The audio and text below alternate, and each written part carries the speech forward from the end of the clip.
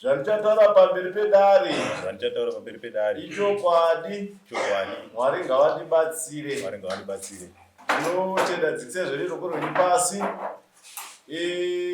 Pane nyaya yakauya mudare rino ramambo Nyanduro ine nyaya yechekuita nenzvimbo yegadheni renyu imi ramuri kushandira zvisina vemusha pakati. Saka tinokumbira kuti mutipo nyaya yenyu zvizere pamberi pedare kuti gadheni makaroona sei, zvafamba sei kusvika muzova negadheni iroro zvine mibvunzo nevanhu vemusha. Pamusoro ichakamira gadheni iri dani makore ndiririmo raane 10 years iririma gadheni.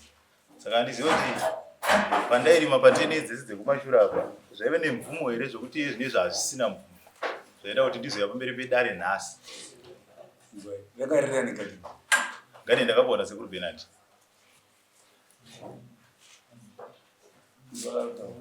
Gadheni wakaona sekuru Bernard. Saka musha wakomplaina kuti iwo gadheni wakurimira. Handisi kutoziva, ndiri kuudzwa zvekuverenga apa ndo zvakamwewa paSamuel ndozvandainga. Saka ina azoti iwewe wakagadheni rakwanzi riri muwatercourse. Pamusoro iyi gadheni rangu inini handiti pandakatanga kuvaka ndakambotanga kuvaka rakaswedera kumusoro handiti. Saka ndakazvitora ndasabwa ngapo panguva yokuti ndiinzanise nemamwe sezvakaitwawo nevamwe. Ndoparunzi ndakaita zvisirizvo. Vanhu vakachapambera nyaya dzenyu dziwanda.